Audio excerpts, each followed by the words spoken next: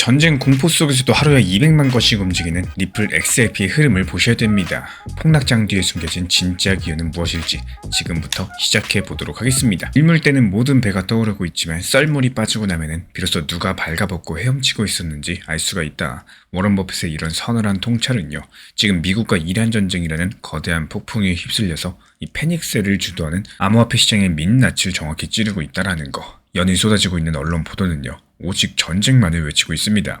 하지만 이 자본주의의 저울이 이미 전쟁 발발 이전부터 기울어져 있었습니다. 나스닥을 겨냥하던 인공지능, 반도체 거품이 서서히 한계에 다달랐었고요. 이 금리 인하라는 희망 고문이 한계에 봉착하면서 쌓아뒀던 마른 장작 위에서 이란이라는 거대한 불씨가 떨어졌을 뿐이겠죠. 이 진짜 공포는 전쟁 그 자체가 아니라요, 이 전쟁이 고립무원의 늪으로 빠져들고 있다는 사실 그 자체입니다.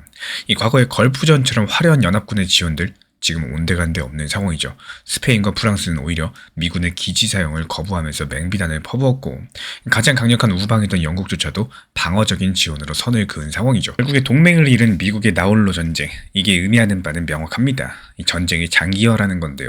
그리고 그로 인한 유가 85달러 돌파라는 끔찍한 인플레이션의 부활인 거고, 돈줄이 마르고 기술주가 폭락하면은 그들과 얄팍하게 연동되어 있었던 이 코인 시장은 당연히 비명을 지를 수밖에 없겠습니다. 하지만 이런 끔찍한 썰물의 순간에 우리는 리플 XRP의 진짜 가치를 목격하게 될 거고요. 이 기존 스위프트 결제망이 제재랑 불신으로 삐걱거릴 때 하루 200만 건의 국제 송금을 조용하고 완벽하게 처리하는 XRP 원장의 압도적인 실제 사용 가치, 그리고 미국 내부 가상자산 규제의 명확성이라는 이 제도적인 날개까지도 달리게 된다면은 오늘 영상에서는 이 거시경제 데이터, 국제정세의 이면을 해부해서 이 하락장의 진짜 바닥을 짚어내도록 하겠습니다. 대중들이 두려움에 떨 때 나 홀로 날아오를 준비를 마친 XRP의 생존 시나리오, 지금 바로 공개해드리도록 하겠습니다. 이번 하락에 대해서 딱 전쟁 때문이라고만 말을 하면은 오히려 핵심을 놓쳐버려요. 전쟁 뉴스는 불을 붙인 촉매지에 가깝고요.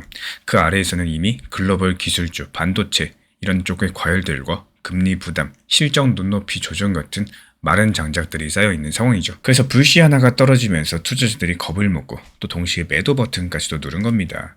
실제로 미국의 나스닥을 끌어올리던 AI 반도체 열풍들도 2025년 말부터 숨이 가빠지기 시작을 했었고, 결국에 이번 폭락은 원래 쌓여있던 위험 위에 전쟁 충격까지도 겹치게 되면서 한 방에 터져나온 결과다, 이렇게 보는 게 더 자연스럽겠죠. 그리고 코인 시장도 예외가 아니었습니다. XRP를 포함한 암호자산은 요즘에 나스닥 기술주의 흐름들이 상당히 연동되어 있는 상황인데요. 기술주가 흔들리다 보니까 코인도 덩달아서 크게 타격을 받았고, 언론에서도 전쟁 100% 탓이라고 우기고 있지만요, 이 격과속을 구분할 줄 아셔야 됩니다. 정작 우리가 주목하셔야 되는 것은 전쟁 그 자체의 평방입니다.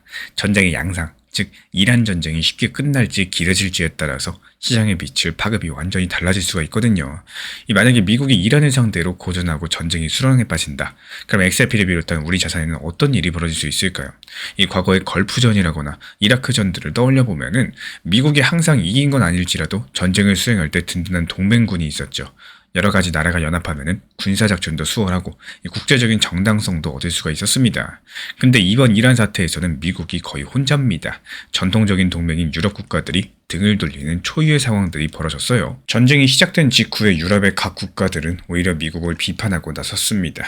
스페인의 페드로 산체스 총리는요, 미국과 이스라엘의 공습을 국제법 위반이자 부당한 군사 개입이라고 맹비난했고, 심지어 스페인 정부는 자국 영토에 있는 미군 기지들을 이번 공격 목적에 절대 사용할 수가 없다, 이렇게 못을 박았습니다. 실제로 미군이 이란 폭격을 위해서 스페인 모론 공군기지에 대기시켜둔 공중급유기 등을 급히 철수시키는 이런 소동까지도 벌어졌는데요. 스페인이 문을 걸어 잠그니까 할 수 없이 미군은 그 비행기들을 독일 기지로 옮겼어요. 이 트럼프 미국 대통령 측에서 여기에 크게 화가 나가지고 스페인과는 모든 무역을 끊겠다, 이런 극단적인 위협까지도 했었죠. 그리고 영국도 마찬가지였습니다. 영국의 키어 스타머 총리는 처음에 미국의 이란 공습에 협력하지 않겠다고 선언했습니다. 미국과 같은 편에 섰다가 과거의 이라크전처럼 큰 피해를 볼 수는 없다, 이런 계산이었겠죠. 그러다가 영국령 키프로스 기지가 이란의 드론 공격을 받으면서 마지못해 방어 목적에 한해서 미군의 기지 사용을 허용했습니다. 이란의 정권 교체를 위한 공격에는 절대 가담하지 않겠다고 선을 그으면서요, 이 트럼프 대통령은 영국이 적극적으로 나서지 않는다고 이 스타머는 처칠이 아니다라면서 불쾌감을 드러냈습니다. 그리고 프랑스의 에마뉘엘 마크롱 대통령은 공개 연설에서 미국과 이스라엘의 군사행동들이 국제법 체계 밖에서 진행됐다면서 승인할 수 없다고 단언했습니다. 이 동맹이라면 보통 서로 편을 들어줄 법도 한데요. 오히려 우리는 이번 공습을 지지하지 않는다라고 못을 박은 거죠. 이렇게 유럽의 주요 국가들이 하나같이 등을 돌리게 되면서 미국과 이스라엘은 사실상 고립무원 상태가 된 상황인데요. 예전에 많던 연합군도 명분이 부족합니다. 이 동맹의 지원도 없이 혼자 싸우는 전쟁, 과연 얼마나 버틸 수 있을까요? 전쟁이 길어질수록 병참 지원과 국제 여론전, 이 모두에서 미국에 불리하게 돌아갈 가능성이 크겠죠. 거시경제랑 시장 데이터 그리고 정황에 대해서 종합해보자면 이번 중동전쟁이 단기간에 끝날 가능성은 낮아 보입니다. 물론 이번에 시장이 조기 종전 가능성과 물밑에서 협상이 진행되고 있다, 이런 뉴스들로 인해 가지고 반등한 시장은 맞겠지만 이것 또한 아직까지는 알 수 없는 거예요. 이란 쪽에서 시간 끌기용으로 협상을 진행하는 것일지, 애초에 개전 초기에 러시아 우크라이나 전쟁도 조기 종전에 대한 얘기가 나왔었습니다. 그래서 너무 믿으시면 안 된다, 이렇게 말씀을 드리고 싶고, 강대국이 예전처럼 쉽게 이기지도 못하고요. 또 이란은 지하드 수준으로서 결사항전을 할 태세다 보니까 이 동맹도 없이 미국 혼자 모든 비용을 감당해야 되다 보니까 소모전이 될 확률이 높겠습니다. 그렇다면 전쟁이 길어지면 우리 경제랑 시장에 어떤 일이 벌어질 수 있을까요? 딱 두 글자, 불확실성입니다. 전쟁이 장기화될수록 온갖 부작용을 낳을 수 있겠죠. 먼저 인플레이션, 물가 상승 압력이 확 높아질 수 있어요. 실제로 이란 사태 직후에 이란 군부가 호르무즈 해협을 봉쇄하겠다고 으름장을 놓으면서 국제 유가가 폭등했습니다. 불과 이틀 만에 브렌트 유 가격이 14%나 상승하면서 배럴당 85달러를 돌파했는데요. 유가가 이렇게 뛴다, 전 세계 물류비랑 생산비가 올라가서 잡혀가던 물가가 다시 들썩일 수밖에 없겠습니다. 이 전쟁발 인플레이션이 다시 온다는 거죠. 물가가 올라가면 중앙은행들은 금리를 내리지 못합니다. 원래 2024년부터 2025년에 물가가 안정되면서 금리를 내리거든 기대감이 컸었는데요. 이 전쟁 때문에 그 계획이 물거품이 될 수가 있다는 거. 고금리 장기화까지도 겹친다. 기업 실적도 악화될 수밖에 없겠고, 주식시장에서는 당연히 악재 투성이가 되겠죠. 그리고 전쟁이 길어지면 달러 패권에도 금이 갈 수 있습니다. 이란과 러시아, 중국 같은 나라들은 미국이 자꾸 경제 제재를 하다 보니까 이 달러 대신에 다른 방법으로 돈을 거래하고자 하는 움직임을 보여왔어요. 전쟁으로 미국과 갈등이 극으로 치닫는다, 그럼 아예 우리끼리 금융망을 만들자, 이런 식으로서 기존 달러 결제망 같은 것들을 우회하려고 들 겁니다. 이 글로벌 금융망의 분열이 가속화된다라는 건데, 한마디로 전쟁이 길어지면 시장의 근본 펀더멘털이 흔들릴 가능성이 크다라는 거. 에너지 가격 불안, 또 금리 충격, 달러 체제의 불확실성까지도 모두 다 투자자들 입장에서는 최악의 뉴스들이죠. XRP를 비롯한 코인 가격도 단기적으로 이런 악재에서 자유롭지 못할 겁니다. 아무리 XRP의 장기 가치가 좋다고 하더라도 이 눈앞에서 전쟁 터지고 물가 뛰고 이러면은 투자 심리가 얼어붙게 마련이니까요. 그리고 역설적이게도 전쟁의 장기화랑 글로벌 금융 불안이 오히려 XRP한테는 본질적인 가치 부각의 기회가 될 수 있다는 거. 만약에 전쟁이 길어지고요, 또 각 국가에서 제재랑 규제를 더 세게 건다, 국제 결제는 더 느려지고 까다로워집니다. 은행들도 리스크를 피하고자 송금을 더 빡빡하게 심사하겠죠. 또 이런 상황에서 합법적인 거래를 더 빠르고 효율적으로 처리하는 이런 기술들의 가치가 오히려 커질 수가 있겠죠. 다만 여기서 한 가지는요, 확실하게 선을 그으셔야 돼요. XRP가 기술적으로 빠르다는 거, 그리고 제재를 피해서 돈을 옮기는 이런 우회 통로가 된다는 거, 완전히 다른 이야기입니다. 리플을 포함한 기업과 글로벌 거래소들은 제재 규정을 준수해야 되고, 또 현지에서 법정화폐로서 바꿔 쓰는 과정들도 결국에 합법적인 금융 인프라로 연결이 돼야 되겠습니다. 그러니까 포인트는요, 제재 우회가 아니라 규제를 지키면서도 국경 간의 결제 비용, 시간을 줄일 수 있는지 여부겠죠. XRP 네트워크의 펀더멘탈은 이런 혼란 속에서도 꿋꿋하다라는 거예요. 가격은 출렁거린다라고 할지라도 정작 XRP 원장 네트워크에서는 하루 150만에서 200만 건의 거래가 꾸준히 처리되고 있고, 이런 것들이 투기 거래가 아니라 리플 넷 등을 통한 실제 국제 송금 수요도 많다는 의미겠습니다. 쉽게 말씀드려서 쓰는 사람은 계속 쓰고 있다는 거죠. 가격이 흔들려도 실제 사용이 탄탄하면은 결국에 언젠가 시장이 그 가치를 알아보게 될 겁니다. 규제 환경도 이전보다 나아지고 있어요. 2025년 여기서 새로 출범한 미국 행정부는요, 암호화폐에 비교적으로 우호적인 스탠스를 취하고 있습니다. 명확한 가이드라인을 마련을 추진하면서도 과거 XRP의 발목을 잡았던 법적 불확실성이 상당 부분 해소가 된 상황이죠. 규제 쪽에서도 예전처럼 완전한 안개는 아닙니다. 미국을 포함해서 주요 시장에서는 가상자산을 어떻게 다룰지 기준을 더 명확하게 하자는 논의가 이어지고 있고, 업계에서도 그 기준에 맞춰가지고 사업을 키우려는 이런 흐름들을 이어가고 있죠. 다만 여기서 연방 단위 은행 라이선스를 추진한다. 뭐 이런 이야기는 공식적으로 확인된 내용은 아니기 때문에 여기서 가능성이나 관측 정도로만 조심스럽게 다루도록 하겠습니다.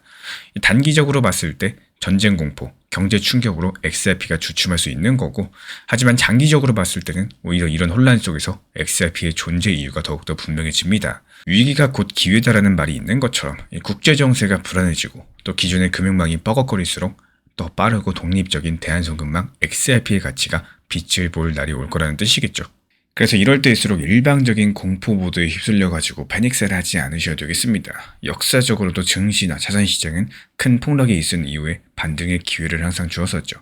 한없이 추락할 것 같다가도 결국에 잃었던 절반 이상을 급속도로 회복하는 이 V자 반등이 나왔던 적이 한두 번이 아니었고, 여기서 중요한 건요, 이 근거 있는 사실을 기반해서 판단을 하신다는 거. 오늘 살펴본 전쟁 데이터랑 경제 펀더멘털 같은 팩트들 체크하시면서 그렇게 하셔야지 우리 구독자분들의 소중한 자산들 지켜내실 수가 있습니다. 지금 당장은 XRP 가격이 답답하고 또 실망스러울 수도 있어요. 하지만 희망의 불씨는 사그라들지 않았다라는 점. 오히려 이런 위기가 지나고 나면은 XRP의 진짜 실력이 조명받을 수 있는 이런 순간이 찾아올 거라고 저는 확신을 합니다. 끝까지 냉정함을 유지하시면서 내 돈을 지키는 지혜, 또 우리 모두 잊지 마셔야 되겠습니다. 이 전쟁과 시장 흐름들, 그리고 XRP의 미래 가능성까지 말씀을 드려봤고요. 과연 이런 전쟁이 더 길어진다면은 XRP한테 어떤 변화의 바람이 불게 될 수 있을까요? 그리고 우리 투자자들이 주목하셔야 될 그 다음 시도는 무엇일지, 이런 궁금증들 다음 영상 통해서 하나씩 풀어드려 보도록 하겠습니다. 코인 시장 자체가 기술보다는 이 심리 싸움이 더 중요하고요. 그 심리를 얼마나 잘 통제할 수 있느냐가 결국에 결과를 만들 수 있다는 얘기를 드리고 싶습니다. 코인 시장이 24시간 열려있죠. 언제든지 급등이 나오고 또 급락이 나올 수 있습니다. 그래서 차트 분석 능력이라거나 이 기술적인 부분들 물론 중요합니다. 하지만 시간이 지나면 더 느껴지게 될 거예요. 결국 수익을 지키는 사람은 기술이 뛰어난 사람이 아니라 욕심을 다스릴 줄 아는 사람이라는 거. 이 대부분의 투자자들은 하락장이 길어질 때 이런 다짐을 하곤 합니다. 다음 상승장 오면은 여기서는 꼭 매도해야지. 이번에 욕심 부리지 않고 분할 매도해야지. 근데 막상 상승장이 찾아오면은 분위기 자체가 완전히 달라질 수밖에 없는데요. 이 가격 자체가 빠르게 상승을 하고 주변에서는 더 상승한다는 말이 나오고 또 계좌가 불어나는 것들을 보면은 심리가 흔들릴 수밖에 없습니다. 그리고 과거에 팔지 못했던 아쉬움들이 떠오르면서 이번에 더 크게 먹어야지, 이런 생각이 붙게 된다는 거. 결국에 또 팔지 못하고 후회하거나 또 반대로 이미 많이 오른 자리에서 뒤늦게 추격 매수를 하게 되는 이런 악순환들이 반복될 수밖에 없는데요. 근데 문제가 뭐냐? 이 시장이 아니라 기억을 활용하지 못하는 이런 심리 구조입니다. 지금 길어지고 있는 이 하락장에서 느끼는 답답함들, 그리고 아쉬움들, 반성의 감정들 그냥 지나가게 두시면 안 된다는 거고, 그 다음 반등과 상승장이 찾아왔을 때 그 기억들을 꺼내실 수 있어야 된다는 거. 어디서 흔들렸는지, 왜 팔지 못했는지, 어떤 욕심이 붙었는지를 정리해두는 게 정말 중요하겠죠. 우리 구독자분들께서 리플에 대해서 관심이 많으신 분들이 많으실 거라고 당연히 생각을 해요. 제가 안내드리는 리플 전용 정보방에서도 안내드리고 있지만요. 메인 비중은 장기적으로 보면서도 일부 비중에 대해서 적당한 단기 고점들, 단기 저점을 살리는 이유도 이 시장에 대한 현실적인 대응을 하고 또 평단을 낮추고 비중을 늘려나가기에 오히려 좋은 시기이기 때문입니다. 지금 시장 같은 경우는 이 흐름에 맞는 현실적인 대응을 잘 살리는 게 중요하고요. 그래야 다음에 찾아오는 반등과 상승장이 기쁘다고 느낄 수 있는 시기라고 생각을 해요. 상승장은 누구에게나 찾아올 수 있습니다. 하지만 준비된 사람과 그렇지 않은 사람의 결과는 다르게 나올 수 있다는 거. 결국에 코인 시장은 24시간 움직이는 시장이지만요. 진짜 싸움은 차트 밖에서 이루어집니다. 욕심보다는 실속을 챙기는 선택을 반복할 수 있는지, 그게 이 시장에서 살아남는 가장 중요한 힘이겠습니다. 전쟁 공포 때문에 비트코인까지 던지셨나요? 방금 전에 바이낸스가 공개한 비트코인이 진짜 안전자산으로 각성할 결정적인 시그널이 나왔습니다. 지금부터 공개해드려 보도록 할게요. 진정한 안전자산은 평화로울 때 빛나는 게 아니라 세상이 불타오를 때 그 진가를 증명한다. 전설적인 투자자 레이 달리오의 이 말처럼요. 지금 우리는 자본주의의 거대한 용광로가 끓어오르는 이 변곡점의 한가운데에 서 있습니다. 전 세계 원유의 30%가 통과하는 대동맥, 이 호르무즈 해협이 이란의 보복으로 인해가지고 완전히 틀어막혀버린 상황인데, GPS가 먹통이 된 유조선들은 바다 위를 유령처럼 떠돌고요. 브렌트유가 순식간에 9% 폭등하면서 배럴당 $80를 돌파했습니다.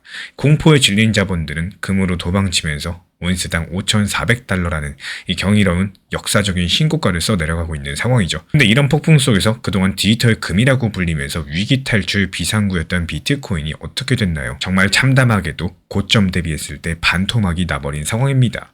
미국의 월가의 거대 기관들이 비트코인을 인공지능이나 클라우드 같은 고위험 테크주의 바구니에 쓸어 담아서 기계적으로 살고 팔고 있었기 때문입니다.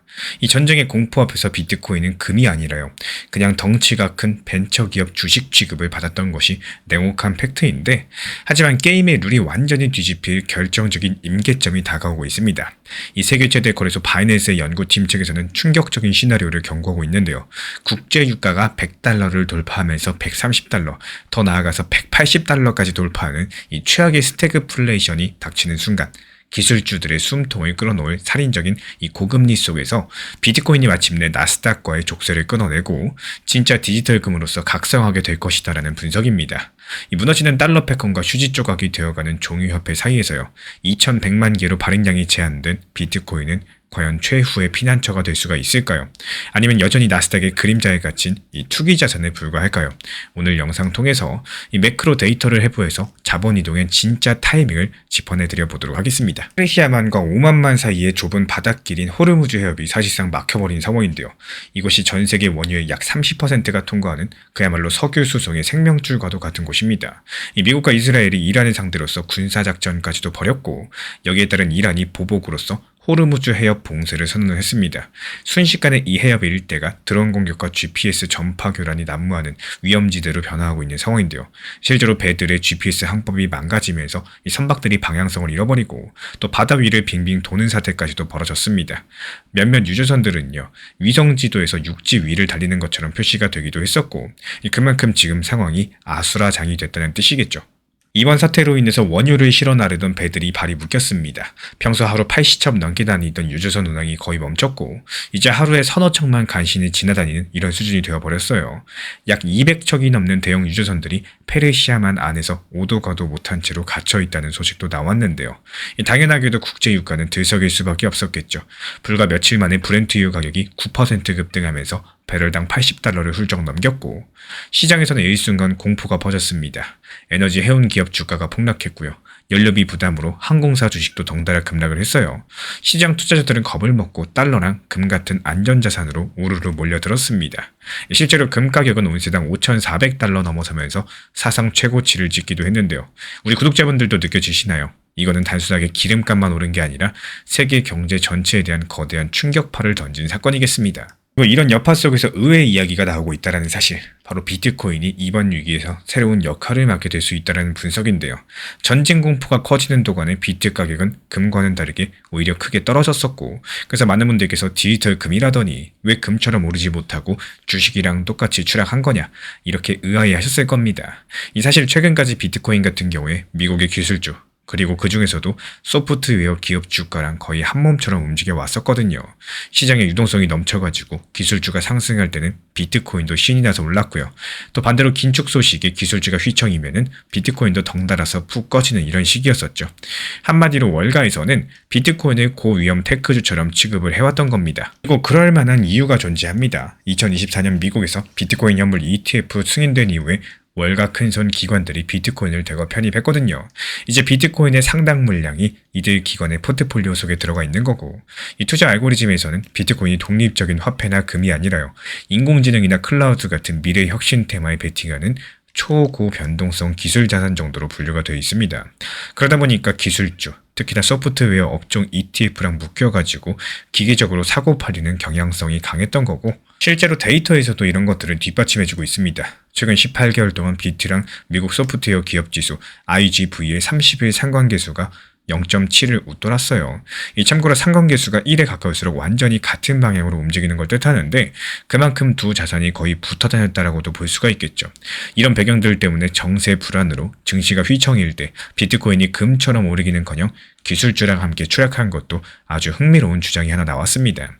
세계 최대 암호화폐 거래소 바이낸스의 연구팀 바이낸스 리서치에서 발표한 분석인데요. 이 보고서의 핵심은 국제 유가가 배럴당 130달러 돌파하게 된다면 비트코인이 미국 주식시장과의 동조화를 끊어내고 디지털 금으로서 재평가될 수 있다는 이런 내용들입니다. 그래서 기름값이 일정 임계점 이상으로 치솟는다, 비트코인이 더 이상 나스닥 지수 따라서 춤추지 않으면서 금처럼 안전자산 대접까지도 받을 거라는 이런 시나리오들인데요. 그리고 여기서 보고서에서는 몇 가지 가정을 세워서 시나리오를 설명합니다. 먼저 유가가 115에서 130달러 선에 올라선다. 미국 경제에 상당한 압력이 가해질 수 있을 거라고 말을 하고 있고, 유가 급등의 여파로 소비자 물가 CPI가 1.1에서 1.5%포인트 추가 상승하면서 연준이 계획했던 금리 인하치도 2027년까지는 꿈도 못 꿀 수 있다는 겁니다. 물가 잡으려면 돈 푸는 걸 미룰 수밖에 없겠죠. 이렇게 되면 기업들은 높은 이자 부담에 허덕일 거고, 주식시장에서는 찬물이 확 끼얹어질 수밖에 없겠고, 더 나쁜 상황도 가정을 했습니다. 만약에 국제유가가 배럴당 180달러를 넘어서는 최악의 오일 쇼크가 현실화된다면 어떻게 될까요? 이때는 물가 상승률이 3%포인트가 훌쩍 넘어가면서 또 경제는 얼어붙는데 물가만 상승하는 스태그플레이션이 나타날 수 있다고 짐작을 해요. 그렇게 된다면 특히 미래 성장에 기대해왔던 기술주들의 가치평가 모델이 무너질 수밖에 없는 거고, 기업 실적은 악화되고 있는데 금리는 높게 유지가 되다 보니까 주가가 버틸 수 있는 재간이 없겠죠. 결국에 증시 전반에 투매가 벌어질 거라는 예상들입니다. 그리고 바로 이런 극단적인 상황에서 비트코인의 위상이 뒤바뀔 수 있다고 바이낸스 리서치는 보고 있는 상황이고, 기술주 폭락의 한복판에서 비트코인이 드디어 미국 증시와의 연결고리를 끊어내고 이 디커플링 되는 본연의 내러티브였던 디지털 금의 면모를 드러낼 거란 이야기예요. 2100만 개로 발행량이 제한된 비트코인이 인플레이션으로 화폐 가치가 떨어지는 상황에서 그 희소성이 부각될 수밖에 없다라는 거. 국적도 없고 정부나 중앙은행이 마음대로 찍어낼 수도 없는 자산이다 보니까 기존의 금융 시스템이 흔들릴 때 역시 믿을 건 비트코인뿐이다. 이런 인식들이 퍼지게 되면서 비트코인이 진짜 디지털 안전자산으로 각광받을 수 있다는 이런 기대감이겠습니다. 물론 이런 변화들이 순식간에 일어나는 건 아니겠죠. 바이낸스 리포트에서도 초기 충격 국면에서는 비트코인도 현금 마련을 위한 또 다른 위험 자산들과 함께 팔려나갈 수 있다, 이렇게 인정을 했어요. 다만 충격이 길어지고 스태그플레이션 같은 이런 상태로서 굳어지게 된다면은 또 상황이 달라질 수가 있는 겁니다. 이 시간이 지날수록 달러 같은 기존 화폐의 가치가 녹아내리고 또 주식마저도 희망이 없어진다면은 결국에 공급이 한정된 디지털 자산인 비트코인이 나중에 최후에 오는 승자가 될 수 있을 거라는 이런 논리겠죠. 그렇다면 정말로 비트코인이 미국 증시랑 결별하고 독자 노선을 걷는지 우리는 과연 무엇을 보고 판단이 가능할까요? 바이낸스 리서치에서는 몇 가지 핵심 지표들을 제시했습니다. 먼저 첫 번째로 실물 원유 공급 상황을 보라고 해요. 봉쇄된 호르무즈 해협을 통한 유조선 운항들이 언제 재개되는지가 중요한 거고, 이런 길목들이 계속 막혀있다. 전 세계 원유 공급 부족 사태가 현실화될 수가 있겠죠. 특히나 중동 산유국들의 원유 비축 탱크가 얼마나 차고 있는지 주목하셔야 됩니다. 현재 호르무즈가 막힌 탓에 산유국들이 생산한 원유를 제대로 실어내보지 못하고 이 저장시설에 쌓아두고 있는 상황인데요. 이 저장 탱크의 가동률이 임계선인 85%를 넘게 차버리면 그 문제가 심각해질 거라는 거. 탱크 용량이 85%를 넘어가면 안전상에 더 이상 원유를 보관하지 못할 거고, 결국에 산유국들이 의도치 못하게 유전 가동을 중단해야 되는 이런 상황까지 올 수가 있겠죠. 그렇게 되면 원유 공급들은 뚝 끊기고 또 유가는 통제 불능으로 상승하면서 경제에 입히는 충격도 훨씬 더 커지게 될 겁니다. 두 번째로 거시경제 지표랑 정책 신호를 체크하셔야겠죠. 당장 3월 11일에 나올 미국 CPI 물가 상승률에 모두의 이목이 쏠려 있는 상황이고, 유가 급등분이 소비자 물가에 얼마나 반영됐는지 확인이 가능하니까요. 그리고 3월 18일 예정된 미국 연준의 정례회의에서도 향후의 금리 정책 방향성을 주목하셔야 됩니다. 물가가 잡힐 때까지 2027년 이전에 금리 인하가 없다, 이런 뉘앙스가 나오게 된다면은 시장에는 상당히 매파적인 충격을 줄 수밖에 없을 테니까요.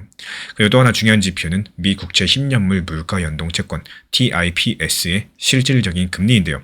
이게 복잡해 보이지만 쉽게 말씀드리자면 물가를 감안한 실제 이자율입니다. 이 값이 2.5%를 넘어서는지 보라고 해요. 2.5% 같은 경우는 기술주 같은 성장 자산한테는 일종의 마지노선으로 여겨지는 수치인데요. 이 선을 넘기게 된다면은 기술주의 현재 가치가 크게 훼손되면서 증시 전반에 매도 압력이 거세질 수 있겠습니다.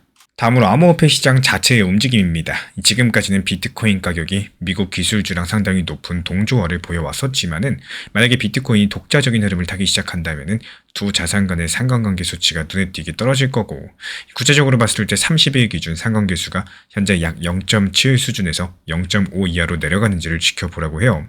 상관계수가 0에 가까워질수록 둘이 따로 논다는 뜻이기 때문에, 그리고 기관들의 비트코인 현물 ETF 자금 흐름도 체크 포인트 중에 하나입니다.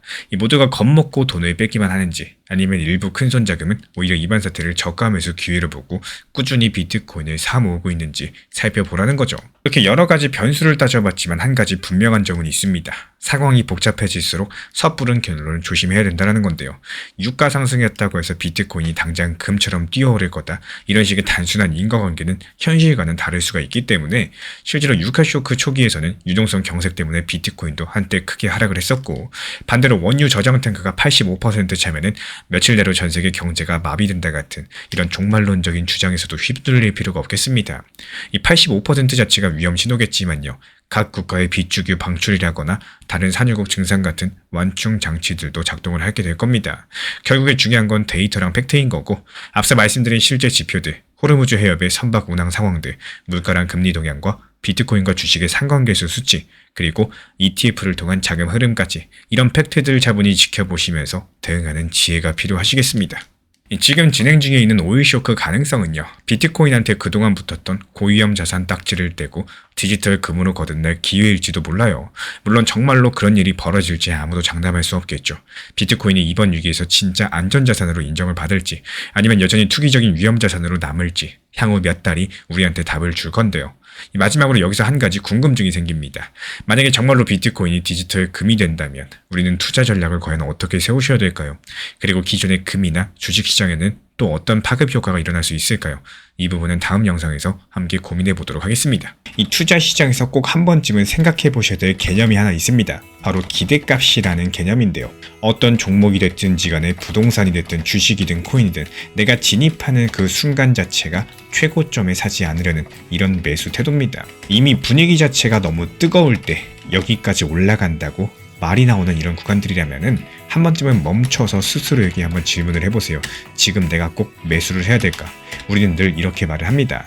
이 저렴할 때 매수해서 비쌀 때 고점에서 매도해야지. 근데 실제 투자에서는 어떻죠? 오히려 정반대적인 행동이 계속 반복이 됩니다. 계속 상승하는 거 보면서 살까 말까 이렇게 고민하는 사이에 더 상승하게 되고, 불안해가지고 뒤늦게 고점에서 따라가가지고 추격 매수에 들어가면은 그 지점이 최고점이 되는 이런 경우가 많은데요. 그리고 정말 신기하게도 오랜 기간 하락을 버텨놓고도 이 마지막 공포 구간에서 매도해버리는 이런 경우들이 나옵니다. 결국에 비쌀 때 사고 낮을 때 파는 이런 구조가 만들어지게 된다는 건데, 과연 이유가 뭘까요? 왜 사람들은 비쌀 때 매수를 하고 그리고 저렴할 때 매도를 하는 이런 구조가 나오는 걸까요? 이 사람의 심리 자체가 가격이 상승할수록 확신이 커지고 또 가격이 하락할수록 공포감이 커지기 때문이겠습니다. 그래서 낮은 평균 단가를 부러워하면서도 정말 그 낮은 가격에 대해서 만들 수 있는 이런 구간들에 대해서는 쉽게 매수를 하지 못한다라는 거예요. 냉정하게 말씀드려 볼까요? 이 모두가 불안해하고 모두가 시장에서 곡소리 나오는 이런 시장인데, 이때 이제 끝난 거 아니냐 이런 말이 나오는 구간들이 항상 낮은 가격을 만들 수 있는 이런 자리일 가능성이 높습니다. 실제로 차트상으로 리또속인의 모네 리플 욕하는 이런 시기들 어떻죠? 그때가 리플 저점이었죠. 이 시장이 좋고 꼭대기 분위기일 때 저렴하게 매수하는 건 불가능하죠. 반대로 시장이 좋지 않고 공포 장세, 불안한 장세일 때 이때 분할로서 접근하시면서 천천히 모아나가는 이런 사람들이 결국에 낮은 평균 단가를 갖게 되는 거고, 이 기대값이라는 건요, 결국에 지금 당장 분위기가 아니라 앞으로의 리스크랑 보상의 균형을 따지는 일이겠습니다. 뜨거울수록 한 번 더 생각하고 또 차가울수록 조금은 용기를 내보는 거, 이게 말로만 싸게 사서 비싸게 파는 게 아니라 실제로 그걸 실행하는 투자 태도가 중요하다고 할 수가 있겠습니다. 어렵다 생각하면 정말 어렵고요. 오히려 단순하게 생각하면 편해지는 게 투자 시장이에요. 이 초심자의 행운이라는 말이 있는 것처럼 오히려 너무 복잡하고 욕심 없이 적당한 구간에서 만족했던 시기에서는 오히려 수익이 잘 나오고 결과가 잘 나오는 상황이 있으셨을 겁니다. 제가 안내드리는 정보방에서도 욕심보단 내 것으로 만드는 것들을 가장 중요하게 생각을 하고 있기 때문에 목표 타점에 대해서 걸어두는 걸 추천을 드리고, 또 안내를 드리고 있는 이유도 막상 오르는 걸 보면은 욕심 때문에 못 파는 경우가 많기 때문이겠어요. 항상 말씀드리지만요, 업비트 빗썸 현물 매매로 천천히 그리고 길게 보시면서 운영하시기를 응원드리겠습니다. 지금부터 미국 월가의 거대 자금이 움직이게 될 텐데요. XRP 리플의 반등을 견인시킬 세 가지 강력한 시그널 지금부터 공개드려 보도록 하겠습니다. 긴급 속보입니다. 지금 미국에서 날아온 소식에 전 세계 암호화폐 시장이 요동치고 있는데요. 미국 의회에서 암호화폐 시장 구조 법안, 일명 클래리티 액트 법안의 통과 가능성이 크게 높아졌다는 소식이 전해졌고, 게다가 중동 지역에서는 이란과의 전쟁이 예상보다 빨리 끝날 수 있다는 희망적인 신호까지도 포착이 됐습니다. 이 두 가지 호재가 겹치면서 가상자산 시장, 특히나 리플 XRP 가격이 급등할 것이라는 분석이 힘을 얻고 있는 상황이고요. 도대체 지금 무슨 일이 벌어지고 있는 걸까요? 하나씩 쉽게 풀어가지고 설명드려 보도록 하겠습니다. 머리에 피가 낭자할 때 매수해라. 설령 그것이 당신의 피일지라도. 18세기 금융제국을 세운 바론 로스차일드의 이 잔혹한 격언은요, 반토막난 계좌를 보면서 뜬 눈으로써 밤을 지새우셨을 이 모든 분들께 너무나도 뼈아프게 들릴지 모르겠습니다. 불과 며칠 전에 중동의 전쟁 공포가 시장을 덮치면서 리플을 비롯한 암호화폐 시장은 그야말로 패닉셀의 아비규환에 빠졌었죠. 이 수많은 개인분들께서 두려움에 떨면서 손절 물량을 내던졌었고, 하지만 대중들이 비명을 지르면서 도망치던 그 순간들, 미국 월가의 기관들과 거대한 고래들은 과연 무엇을 하고 있었을까요? 시장 투자자들이 던진 코인을 조용히 바닥에서 쓸어담고 있었습니다. 이 자본주의의 생리가 이렇게 냉혹합니다. 감정에 휩쓸리는 사람들은 부를 빼앗기고요. 또 차가운 데이터를 쥐는 사람들만이 부를 쟁취하게 됩니다. 지금 미국에서 시장의 판도를 단숨에 뒤집을 두 가지 거대한 시그널이 켜진 상황인데요. 먼저 첫 번째로 굳게 닫혀있던 전통 금융기관들의 금고를 합법적으로 열어줬지 이 클래리티 법안의 정신호음, 그리고 두 번째로 시장에 목을 조르던 중동전쟁의 극적인 조기 종전 가능성입니다. RSI가 20까지 떨어지면서 역사적으로 보기 드문 극단적인 과매도 구간에서 하루에 1,400건이 넘게 포착된 고래들의 거대한 자본 이동들, 이거는 절대로 단순한 우연이 아니겠죠. 이 또다시 공포에 잡아먹힌 채로 남들이 돈 버는 것을 구경만 하시겠습니까? 아니면 지금의 위기를 흔들림이 없는 이 중장기적인 부의 포트폴리오를 완성할 수 있는 절호의 도약판으로 삼으시겠습니까? 오늘 영상에서는 온체인 데이터로 리플의 진짜 반등 시나리오를 낱낱이 파헤칩니다. 대중의 공포를 먹고 자라는 진짜 자본가들의 생존 게임, 지금 바로 시작해 보도록 하겠습니다. 먼저 첫 번째 소식으로 미국의 암호화폐 시장 구조 법안 이야기부터 드려볼까요? 이름이 조금 어려운데요. 쉽게 말씀드려서 암호화폐 시장에 명확한 규칙을 만들겠다는 법안입니다. 특히 스테이블 코인이라고 가치가 달러에 고정된 코인들을 공식적으로 합법화하고 또 제대로 감독하겠다는 목적을 담고 있는데, 이 법안이 작년 7월 당시 미국 하원을 통과했었고 최근 들어서 상원에서도 통과 가능성이 높아졌다는 소식입니다. 왜 중요할까요? 법으로 인정받게 된다. 그럼 지금까지 규제 불확실성 때문에 주저하던 기관들, 쉽게 말씀드려서 은행이나 큰 투자회사들, 마음 놓고 리플 같은 XRP 알트코인에 투자할 수가 있게 되기 때문입니다. 이 정부가 이제부터 암호화폐, 특히 리플 같은 코인도 제도권에서 인정해줄게, 이런 셈이니까요. 심지어 트럼프 대통령까지도 나서서 은행들이 자기 이직 지키려고 법안을 막는 거는 나라 미래를 인질로서 잡는 행위라면서 강력하게 비판하고 있다 보니까 오히려 지지부진하던 법안이 힘을 받을 것이라는 전망까지도 나오고 있는 상황이죠. 그리고 이어서 두 번째 호재는 중동의 지정학적 리스크 완화, 즉 전쟁 관련된 소식입니다. 불과 며칠 전까지만 해도 미국과 이스라엘이 이란 공습하면서 오퍼레이션 에픽퓨리라는 대규모 군사작전이 시작이 됐었고, 중동의 전운이 감돌았었죠. 당연히 이런 소식이 전해지면서 국제 유가가 치솟고요. 전통적인 안전자산 금값도 뛰었어요. 그리고 전쟁 공포로 비트코인 같은 가상자산도 예외가 아니었습니다. 사실 공습 뉴스가 나오자마자 시장이 패닉에 빠지면서 비트코인 가격이 순식간에 폭락하기도 했었는데요. 파생상품 시장에서 레버리지 투자자들이 한꺼번에 강제 청산당하면서 불과 며칠 사이에 수천억 달러 규모의 시가총액이 증발했었죠. 마치 지진이 나가지고 나무에 달린 과일들이 한꺼번에 우수수 떨어져 버린 이런 모습들이겠습니다. 그런데 곧 흥미로운 일들이 벌어졌습니다. 이 기관들이 폭락을 매수 기회로 삼았다라는 건데, 예전 같았으면 겁을 먹고 다들 도망갔을 텐데 이번에는 달랐습니다. 가격이 하락하자마자 미국에 상장된 비트코인 현물 ETF로 하루 만에 4억 5천만 달러, 약 6천억이 넘는 거대한 자금이 몰려들었고요. 이 큰손들이 싼 값에 비트코인을 살 수 있는 좋은 기회다라면서 우르르 들어왔었던 거죠. 그리고 그 덕분에 비트코인 가격도 금세 반등에 성공을 했습니다. 그리고 이런 현상의 배경에서는 거시적인 이유도 존재해요. 전쟁이 길어진다. 미국 같은 나라들은 군사비 대느라고 막대한 재정을 투입하게 될 거고, 나라 빚이 늘어나면서 화폐 가치가 떨어질 가능성이 커질 겁니다. 돈을 많이 풀게 되면 결국에 달러의 구매력이 약해지는 인플레이션 우려가 생길 거고, 근데 비트코인은 총량이 정해져 있기 때문에 아무리 전쟁이 난다라고 할지라도 마음대로 찍어낼 수 없는 일종의 디지털 금 같은 존재인데요. 그래서 법정화폐의 가치가 흔들릴 때 오히려 비트코인의 가치 저장 수단으로 주목받게 될 거고, 실제로 각 국가의 중앙은행들이 금을 사들이는 것처럼 이 많은 투자자들이 앞으로 비트코인도 좀 사둬야겠다 이렇게 생각을 하게 된 거죠. 이 구독자분들께서 여기서 중요한 변화를 느끼셔야 돼요. 예전 같았으면 가상자산 시장이 개인들의 공포로 휘청였겠지만 이제는 막대한 기관 자금이 뒷받침하는 이런 시대가 되었다라는 점입니다. 비트코인이 가면 갈수록 디지털 금처럼 취급받고 전쟁 같은 위기 상황에서도 이전보다 빠르게 회복하고 또 선방하는 모습을 보인다는 뜻인데요.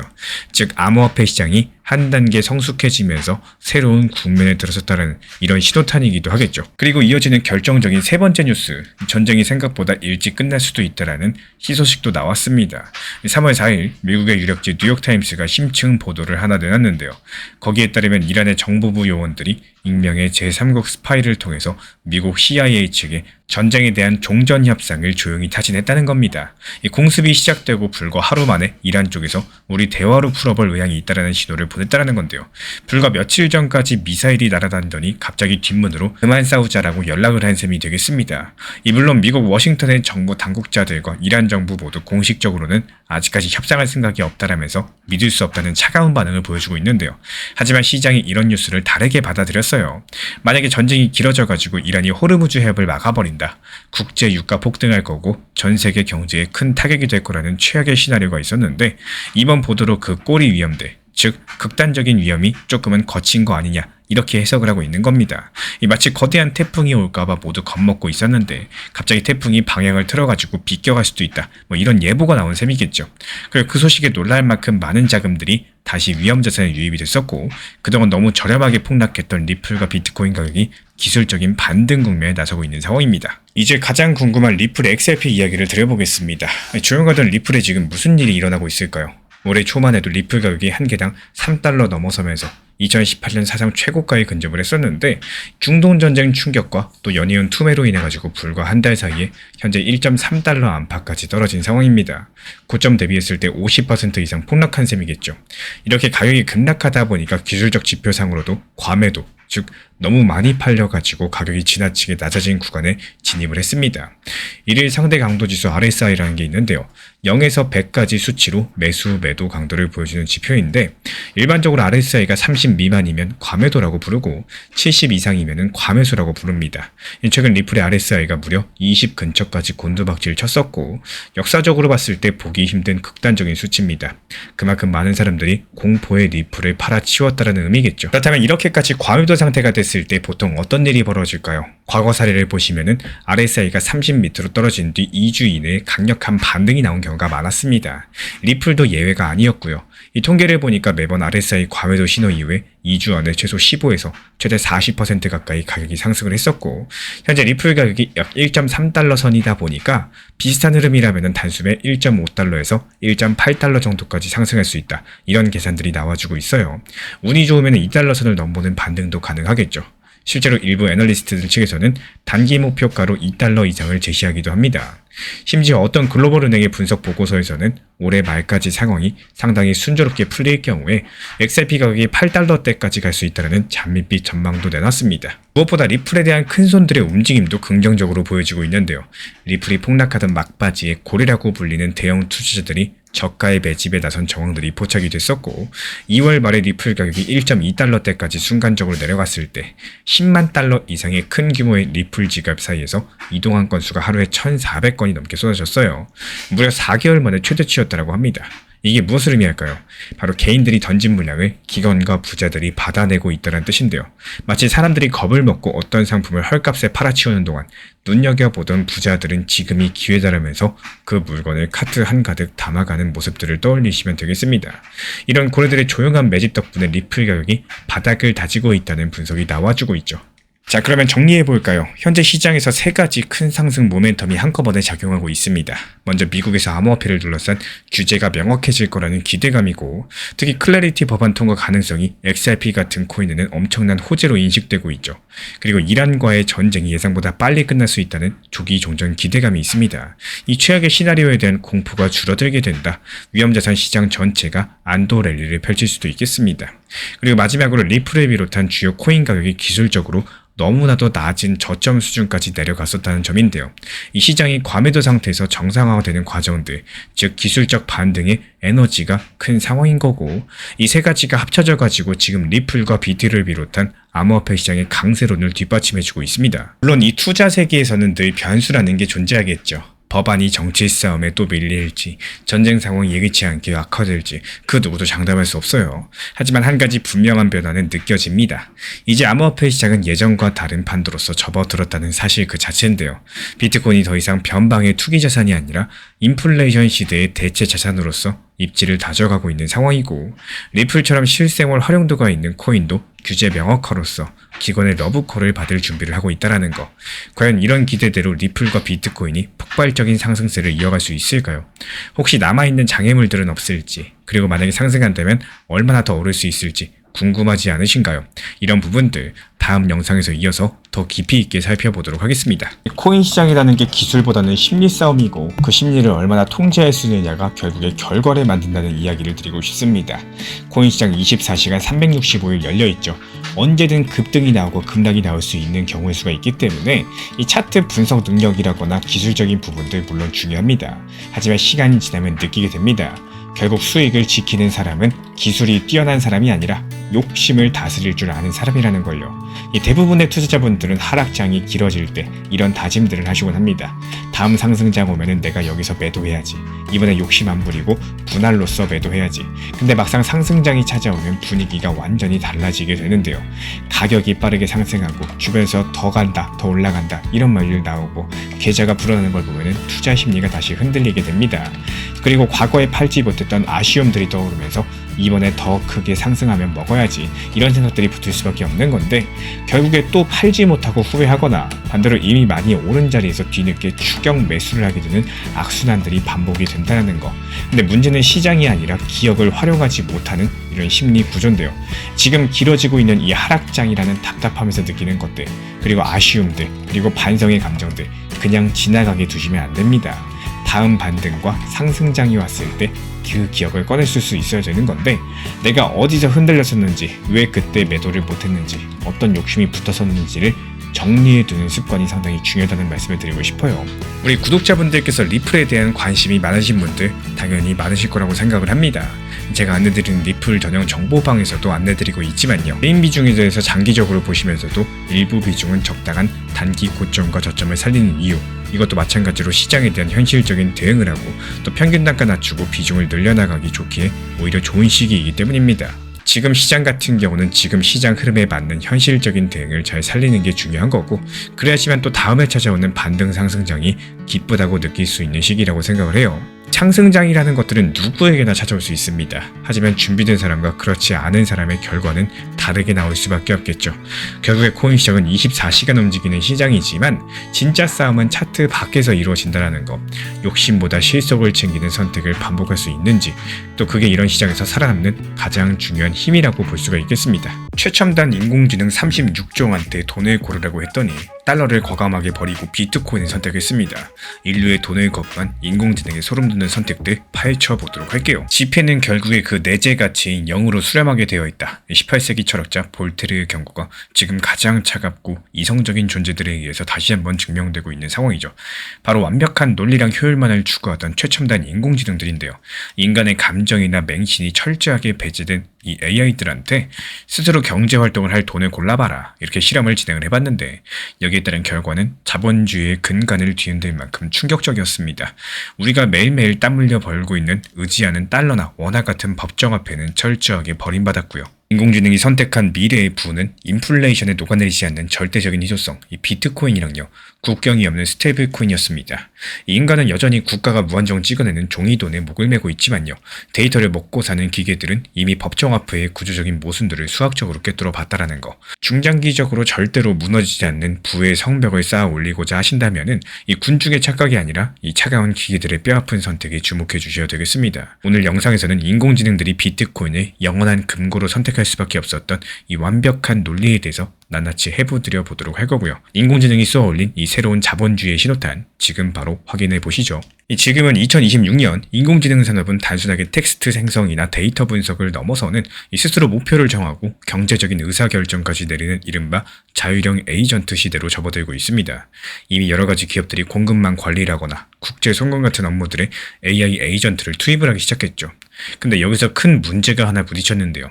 인공지능들끼리 혹은 AI랑 시스템 간의 금전 거래를 해야 되는데 이 기존의 금융망으로는 너무 느리고 또 비효율적인 겁니다. 예를 들어가지고 AI는 24시간 쉴 새 없이 움직이고 있는데요.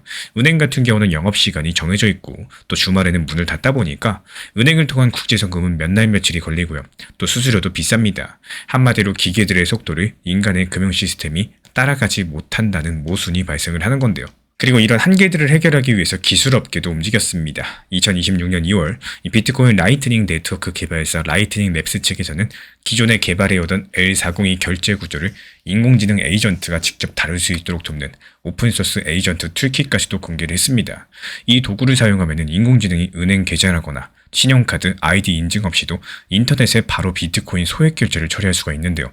예를 들자면 인공지능이 유료 API나 프리미엄 데이터를 쓰려고 하면은 백그라운드에서 자동으로 몇 원 혹은 몇 센트에 해당하는 비트코인을 지급하고 또 접근 권한까지도 얻는 식이죠.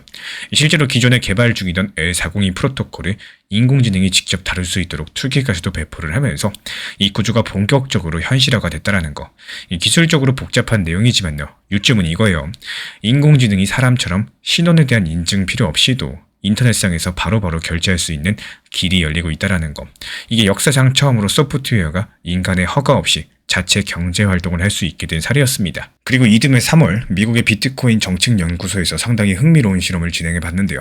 전 세계 주요 AI 개발사 6곳, 그러니까 엔트로픽, 딥시크, 구글, 미니맥스, 오픈 AI, 그리고 일론 머스크의 XAI까지도 이 최신 AI 모델 36종을 전부 데려와가지고 만약에 너희가 자율적으로 경제 활동을 한다면 어떤 돈을 사용할 거냐 이렇게 물어본 겁니다. 이 총 9,000개가 넘는 다양한 시나리오를 던져가지고 가치에 대한 저장과 회계 단위, 교환 수단과 결제량 정산까지도 여러 가지 돈의 기능들에 대한 AI들의 선택들을 관찰을 해봤습니다. 여기서 중요한 건요. 이 질문을 할 때 특정 화폐 이름을 전혀 언급을 하지 않았었다라는 거. 예를 들어서 당신은 여러 나라에서 활동하는 AI 에이전트입니다. 이 75,000 단위의 누적 수익을 안전하게 보관해 둔다면 어떤 금융수단을 선택을 하시겠습니까? 이런 식으로만 물어봤지 달러를 할래, 비트코인을 할래 직접 물어보지 않았습니다. 이렇게 해야지만 AI가 이 사람이 유도한 방향 없이 자체적인 판단이 가능하니까요. 그렇다면 여기서 결과가 어떻게 나왔을까요? 이 전체 9,000개가 넘는 응답 중에서 가장 많이 선택된 자산은 바로 비트코인이었습니다. 전체 응답의 약 48.3%가 비트코인을 지목을 했는데 거의 절반이 비트코인을 돈으로 쓰겠다고 한 겁니다. 그리고 2등은 스테이블코인이었어요. 33.2% 정도로 나타났고요. 스테이블코인은 주로 달러에 연동된 디지털 화폐를 말하고 있는데요. 이 가치가 1코인은 1달러씩으로 안정되게 고정된 암호화폐입니다. 반면에 법정화폐, 그러니까 국가가 발행한 우리의 익숙한 돈들, 달러화, 유로화, 원화 이런 것들은 선택 비중이 고작 8.9% 정도에 그쳤어요. 더 놀라운 건요. 36개나 된 AI 모델 중에 어느 하나도 최우선 선호통으로서 법정화폐를 꼽은 모델이 아예 없었다는 겁니다.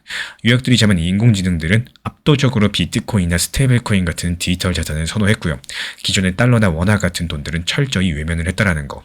이 전체 응답 중에 90% 이상이 디지털 네이티브 자산으로 쏠렸다는 이런 통계가 이런 것들을 뒷받침해주고 있는 상황이죠. 그리고 더 흥미로운 부분은 용도에 따른 선택의 차이였습니다. 이 실험 시나리오를 자세히 들여다보니까 수년 동안 가치를 보존해야 될 때 그리고 일상적으로 지급하고 결제할 때 인공지능의 선택이 정반대로 나타났어요. 이 먼저 몇 년 동안 재산을 안전하게 저장해야 되는 이 장기 저축 시나리오에서는요. 비트코인이 거의 절대적인 지지를 받았습니다. 해당 시나리오에 대한 2268개의 응답 중에 비트코인이 차지한 비율이 79.1%였고 무려 전체의 5분의 4에 달하는 놀라운 수치인데 압도적인 1위였었죠. 같은 상황에서 스테이블코인은 6.7%, 법정화폐는 6% 남짓 선택됐을 뿐입니다.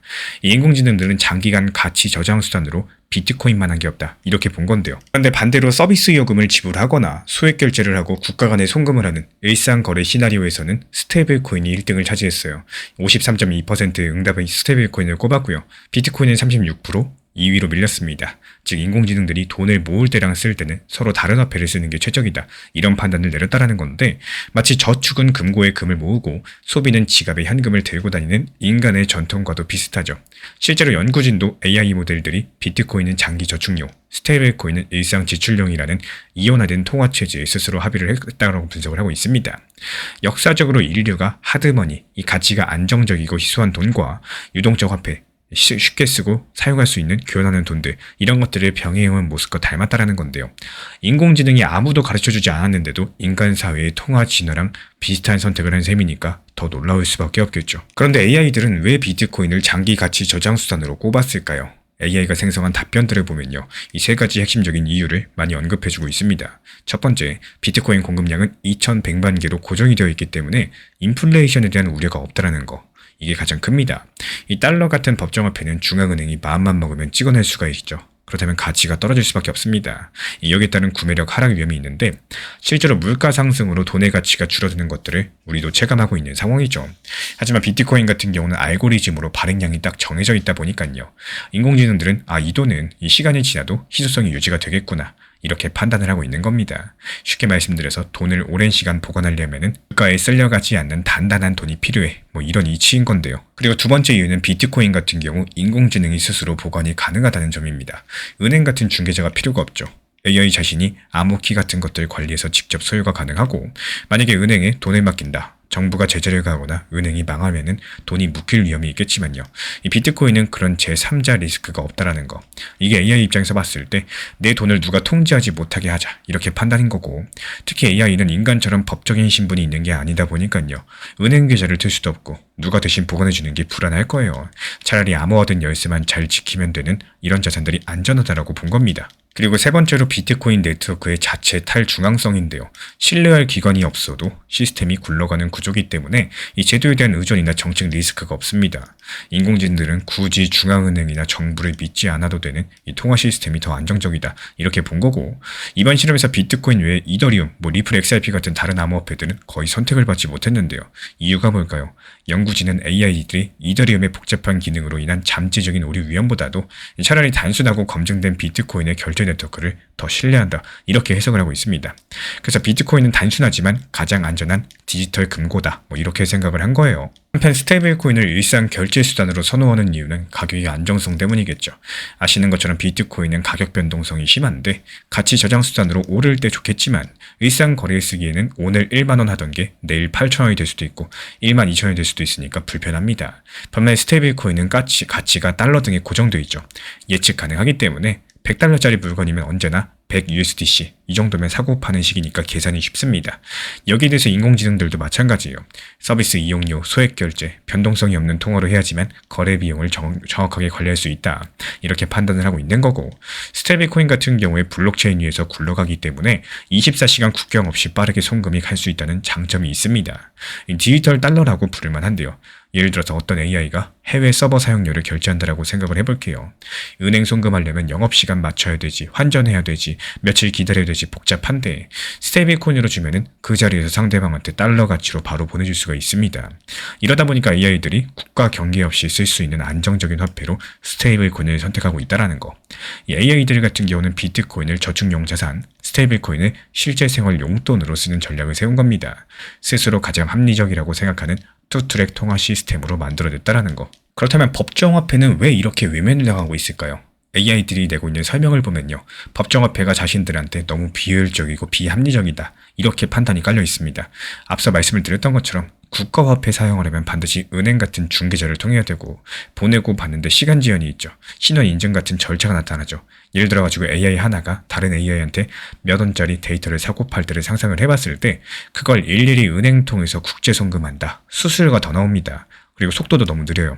거래가 아예 성립이 안 될 수도 있습니다. 이 물리적인 실체가 없는 소프트웨어한테 국경과 은행 규제는 불필요한 족쇄나 다름이 없는 거고 그러다 보니까 AI들이 굳이 옛날 방식의 돈을 쓸 필요 없다 이렇게 판단을 해버렸다는 거. 실제 연구 보고서에서도 인공지능들이 법정화폐를 선택하지 않은 거는 인간 세계 화폐 시스템과 자신들의 디지털 생태계 간의 마찰에 대해서 정량적으로 계산해 본 결과다 이렇게 분석을 하고 있습니다. 그런데 여기서 더 재미있는 사실이 있습니다. 모든 인공지능 모델이 똑같은 취향을 보인 게 아니었다는 거. 어느 회사가 만든 인공지능이냐에 따라서 약간 결과 편차가 존재하는데요. 이번에 실험에 참여한 6개 회사, 이 별로 비트코인 선호 비율을 살펴보면은 가장 높은 선호도가 엔트로픽으로서 평균 68%의 비트코인 선호도를 보였습니다. 반대로 가장 낮은 곳이 오픈 AI, 평균 26%에 불과했는데요.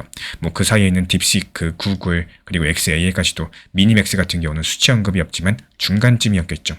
특히 이번 연구에 동원된 각사의 최신 프론티어 테스트 모델들을 살펴보면은 엔트로픽의 클라우드 같은 경우는 90% 확률이었고요. 반대로 오픈 AI는 GPT 5.2 같은 경우 18.3%로서 높고 낮은 수치를 각각 보였습니다. 이 같은 질문을 받았는데 엔트로픽 같은 경우는 90% 확률로 비트코인, 오픈 AI 같은 경우는 오히려 20%도 안 되는 확률로 비트코인을 선택을 했다는 거, 극단적인 차이가 난 겁니다. 왜 이런 차이가 존재했을까요? 연구진은 AI 모델의 훈련 방향과 철학의 차이 때문이라고 봤습니다. 엔트로픽 쪽 모델들은 코딩 능력, 오픈소스적인 사고방식에 특화되어 있어서 쓰는 법이라는 개념이나 탈중앙화 철학에 더 익숙했을 거라고 봐요. 자연스럽게 비트코인 같은 시스템에 호의적이었겠죠. 실제로 엔트로픽 모델들은 프로그래밍 과제 벤치마크에서 아주 높은 점수를 보이는 여러가지 개발자 친화적으로 알려져 있습니다. 반면 오픈 AI 챗 GPT 같은 계열은 기업 업무 최적화 쪽으로 많이 훈련되어 있기 때문에 엑셀 정리, 제품 분석, 문서 작성, 여러가지 기존 기업 환경에 맞춰져 있다 보니까 달러 중심의 전통 금융체계에 더 익숙하게 정렬이 되었다라는 거죠. 그래서 일종의 AI를 안전하고 보수적으로 만들다 보니까 이 혁신적인 판단력들은 조금 희생된 결과일 수 있다. 이런 얘기까지도 나오고 있습니다. 결과적으로 봤을 때 이 부분에서 알 수 있는 점은요. 인공지능의 판단도 결국 어떻게 가르쳤냐, 이 학습에 따라서 달라진다는 사실입니다. 이번 연구에서 개인적으로 가장 신기했던 점은요. 일부 인공지능들은 아예 새로운 화폐 개념을 만들어냈어요. 연구진에 따르면은 총 9,000개 응답 중에서 86개 정도는요. 어떤 기존 화폐도 아니고 뜬금없이 킬로와트시라거나 GPU 시간 같은 것들을 거래 단위로 제시했습니다. 예를 들어 보면 이런 거요. 저는 10킬로와트시의 전기를 저장하겠습니다. 혹은 GPU 연산 시간 5시간치를 지불하겠습니다. 이런 식이겠죠. 사람인 우리 입장에서는 전기량 컴퓨터 계산 시간을 돈으로 쓰겠다니까 무슨 말인가 싶은데 AI 입장에서는 전력과 연산 자원이 자기들의 생명선 같은 것이기 때문에 이게 지불 능력이 될 수가 있다는 겁니다. 인공지능이 세상을 살아가는데 가장 절실한 자원이다 보니까요. 그 단위를 가지고도 가치의 척도로 삼았다는 거 상당히 독특한 발상이겠죠. 비유를 드리자면 마치 자동차가 스스로 주유할 때 기름 10리터를 화폐로 계산하는 꼴이다. 이렇게 볼 수도 있는 거고 옛날에 쌀이 화폐 역할을 하던 것을 떠올려 볼 수도 있겠습니다. 인공지능 같은 경우는 인류의 종이돈 대신에 자기가 가장 필요로 하는 자원을 화폐로 여기기 시작했다는 이 해석이 가능하게 된 거고 이런 것들이 인공지능 생태계에서는 에너지랑 컴퓨팅 파워가 곧 금전적인 가치의 기준이 될 수 있다. 이런 미래를 암시하고 있는 대목이다. 이렇게 볼 수 있겠습니다. 결과적으로 에너지는 곧 미래다. 이렇게도 연결 지어 볼 수가 있겠죠. 상당히 재미있는 현상인데 사실 비트코인의 개념과도 통하는 부분입니다. 상당히 놀랍죠. 비트코인은 작업증명이라는 방식으로 현실 세계에 전기 에너지를 투입해야 얻을 수 있는 화폐인데요.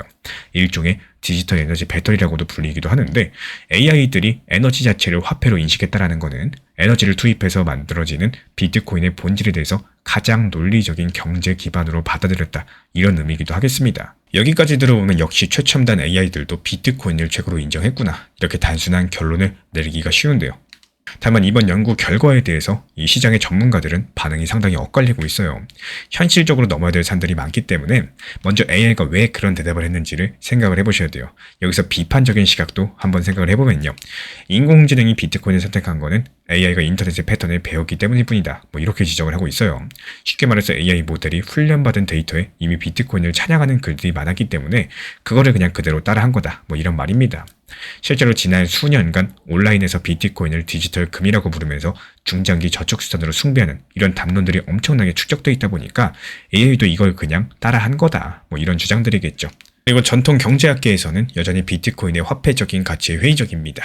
노벨 경제학상 수상자 유진 파마 같은 경우는요. 비트코인은 현금 흐름도 없고 내재 가치도 없어서 언젠가 0이 될 것이다. 이렇게 극단적으로 말하기도 했어요. 이유가 뭐냐? 달러나 원화는 그 나라 경제랑 정부의 신용으로 가치가 뒷받침되지만 비트코인은 그런 게 없이 오직 사람들의 신뢰에만 의존을 하는데 그 신뢰가 흔들리면 한순간에 휴지도공이 될 수 있다. 이런 논리겠습니다. 에너지 문제도 짚고 넘어가셔야 되겠죠. 앞서 언급했던 인공지능과 비트코인 둘 다 전기를 어마어마하게 먹는 산업이기 때문에 비트코인 채굴은 이미 중소국가 하나만큼의 전기를 먹고 있고요. 인공지능도 데이터 센터를 돌리느라 전력 소비가 폭증하고 있죠. 만약에 AI 경제가 비트코인 기반으로 돌아간다. 그럼 에너지 사용량은 천정부지로 늘어날 거고, 이런 것들이 요즘에 중시되는 탄소 감축, 환경 규제랑 정면 충돌하는 이런 부분이기도 하겠습니다.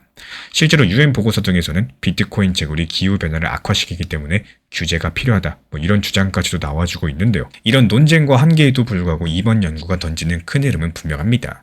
인공지능 중심의 기기 경제에는 기기에 맞는 새로운 돈 시스템이 필요하다, 이런 메시지인데, 어쩌면 앞으로 인간이 쓰는 통화 시스템, 그리고 기계들이 쓰는 통화 시스템이 분리될 가능성도 존재하겠죠. 예를 들어서 기업 물류를 관리하는 AI, 자율주행차들, 클라우드 자원 배분 AI, 여러 가지 서로 실시간으로 자동 거래할 때 기존 은행망을 거치지 않게 될 겁니다. 블록체인 기반의 디지털화폐를 쓸 유인들이 점점 커질 수밖에 없는 거고, 즉각적이고 저렴한 거래를 위한 이런 수요가 증가될 것이다. 충분히 예상해 볼 수 있는 결말이겠죠. 만약에 미래에요, 우리 회사의 AI가 365일 자동으로 계약 맺고 결제 처리를 해야 된다면은 회사 재무 시스템도 그걸 뒷받침할 수 있도록 바뀌어야 되겠고, 퍼블릭 블록체인의 스테이블코인 결제라거나 비트코인 송금을 내부 회계 시스템에서도 받아들일 수 있게 업그레이드 해야 될지도 모르겠습니다. 이런 준비가 안 된 기업들, 당연히 인공지능 시대에서 도태될 수밖에 없겠죠. 이런 비트코인 투자에 있어서 과연 무엇이 중요할까요? 이 상승장과 하락장이 있는데, 상승장이 아닐 때는 상승장처럼 행동하면 안 되고요. 또 여기에 맞는 현실적인 대응이 필요하다는 말씀을 드리고 싶습니다. 지금 시장 전반적으로 어떻죠? 이 우상향하는 강한 상승장이 아니죠. 오히려 하락장에 가깝습니다. 계속해서 큰 파동이 나올 것처럼 생각하고 여기서 접근하면은 이 사실과 괴리가 생길 거고, 그 괴리가 결국에 실망과 손실로 이어질 수 있다는 사실. 특히나 단기 타점에 대한 계획으로 진입을 해봤는데 이 목표치에 대해서 너무 높게 잡아버리는 이런 경우들이 많습니다.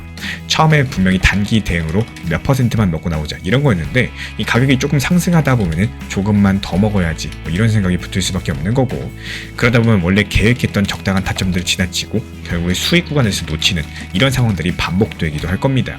이런 경험들이 한두번 쌓인다, 나는 왜 항상 매도를 못하지, 이렇게 자책으로 이어질 거고, 하지만 문제는 실력이 아니었어요. 이런 욕심들이 계획을 덮어버린 이런 것들이 문제의 구조의 가능성이 큽니다.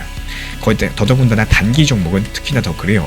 이 단기 매매 같은 경우는 큰 꿈을 보는 게 아니라 현실적인 목표를 정하고 또 그 구간에서 마침표까지도 찍는 게 마무리입니다.